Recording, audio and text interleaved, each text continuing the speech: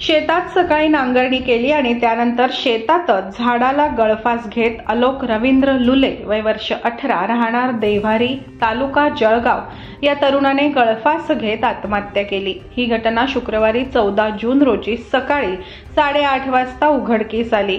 वडिलांच्या अपघातानंतर शेती कामात त्यांना मदत करणाऱ्या तरुणाच्या मृत्यूमुळे या कुटुंबाचा आधार हरवला आहे।